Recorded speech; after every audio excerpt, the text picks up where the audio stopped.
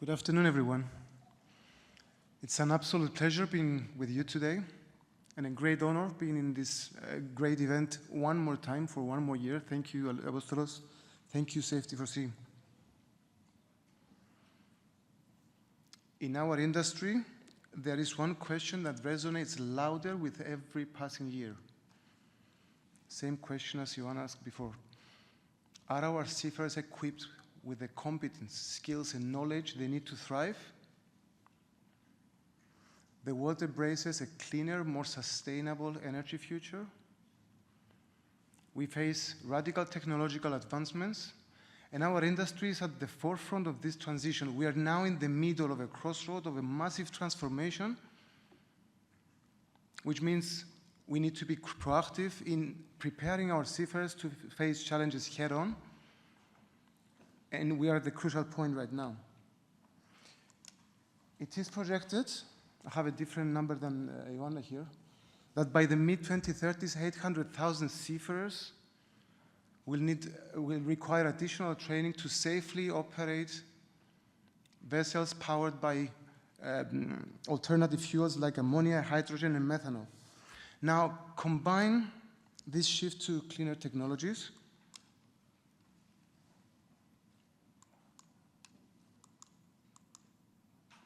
pacing forward here. Together with fast technological advancements, this equals to a steep learning curve. So the challenge is clear, but so is the solution.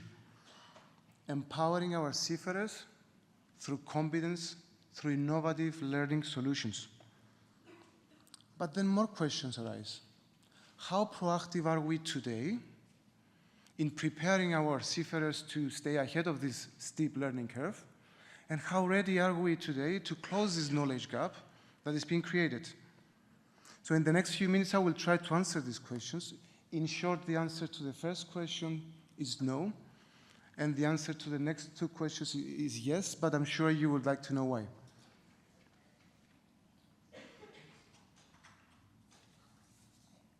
So let's start with a scenario that reflects the reality for many seafarers today. This is Carlos, a seasoned seafarer with over 2 decades at sea. He has spent years mastering diesel-powered engines and traditional navigation systems. But today, Carlos is facing a new world. His ship's propulsion systems are transitioning to hydrogen fuel, while advanced automation has taken over many of his navigational tasks. Suddenly, the skills that he was nurturing for years, he has been relying on for years, are no longer enough. What Carlos is experiencing today is the coming reality for thousands of seafarers as we embrace zero carbon fuels. So this shift represents a need for changing equipment, additional key skills, and a complete transformation of how we train, upskill, and prepare our people. For ship managers, for ship owners, for us, this is a call to action. So let's first take a look at some of the areas that Carlos will need further development on. Alternative fuels and fuel handling safety. Alternative fuels have different properties, storage requirements, safety protocols. Such a training should cover hazards and risks associated with ammonia, hydrogen, or methanol, including toxicity, flammability, and reactivity. It should also cover bunkering operations for fuel storage and fuel cell maintenance, together with emergency response training when we have fuel leaks or accidents. Next is propulsion technologies. Here we should be able to cover fuel cell systems, hybrid engines and their maintenance, integration of electrical propulsion systems with traditional mechanical systems, and monitoring of diagnostic tools to ensure system efficiency and safety. What about environmental and regulatory compliance? As decarbonization is heavily regulated, courses in environmental standards are essential. And we're talking here about IMO regulations regarding emissions and fuel standards, compliance with MARPOL conventions, and new energy efficiency measures.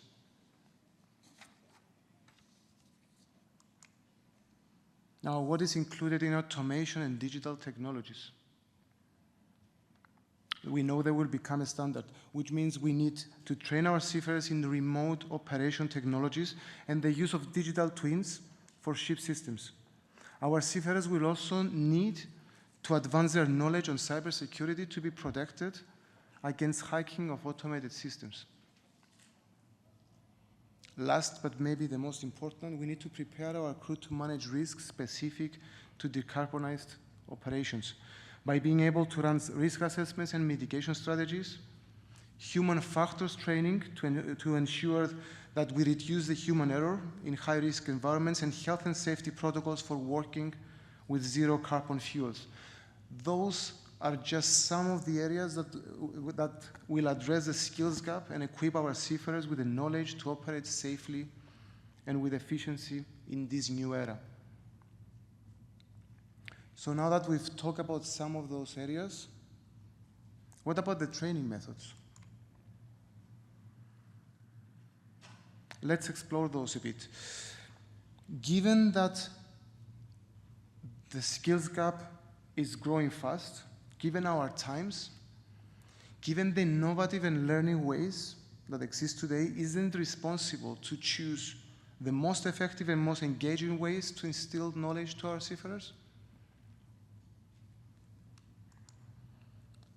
So first, let's see role-based self-directed learning. This approach adapts to the specific needs of each seafarer, allowing each of our Carloses to take charge of their own training. This means that a junior engineer, a chief officer, or a deck officer, they all have their training paths tailored to their unique responsibilities.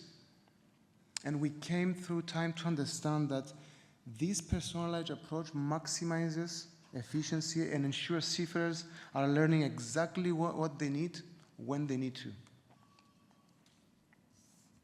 Now, on self-directed learning, through the years we've seen that it's particularly powerful for our maritime professionals. They can access module when it suits them, revisiting content when they need to, allowing for more flexible, continuous learning experience. Next is adaptive learning. Our systems can now easily adjust based on individual progress, based on individual assessment of knowledge and competency. By identifying knowledge gaps in real time, adaptive learning ensures that each seafarer's learning path is personalized, addressing the exact areas where they need improvement without wasting time of what they already mastered. This way, the training becomes much more efficient and our crew up to date with their evolving roles. Of course, next is expanding learning technologies. What we mean by that, beyond just digital platforms, educational technology is evolving rapidly itself. So based on experience, simulation-based training has been proven to be incredibly effective in reducing knowledge gaps by immersing seafarers into real-world scenarios, enabling them to practice high-risk tasks in safe and controlled environments. Take ECTIS training, for example. We started over the years from static classroom learning to dynamic remote ECTIS training, and then to online simulation training with predefined scenarios. And now we're moving to a digital twin era where virtual replicas of the physical systems will allow for more complex and more in-depth scenarios. The possibilities are endless.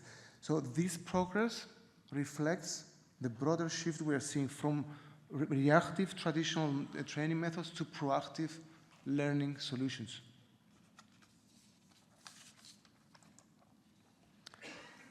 Now about the future, immersive environments.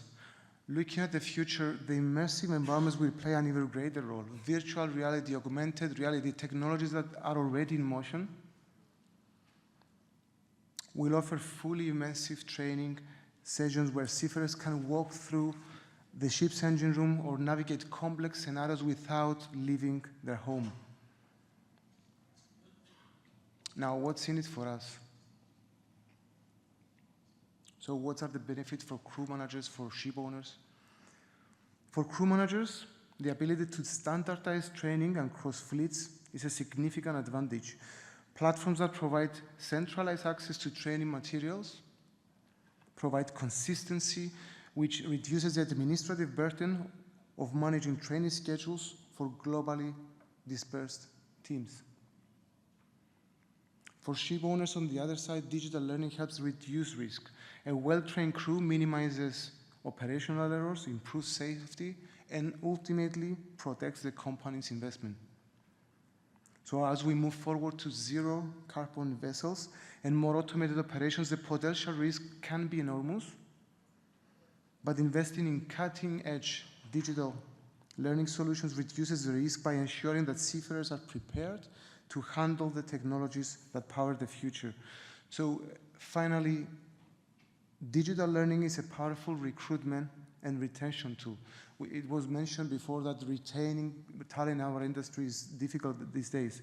So offering our seafarers access to advanced learning opportunities demonstrates our commitment to their professional growth, making our company an attractive employer. What's our conclusion here? The energy transition is inevitable. The knowledge gap it creates is significant and is growing fast. But with the right tools and a proactive approach, we can close this gap. By embracing role-based, self-directed, adaptive learning and leveraging cutting-edge education technologies, we ensure that our seafarers will be ready to face the future. Thank you very much for your time.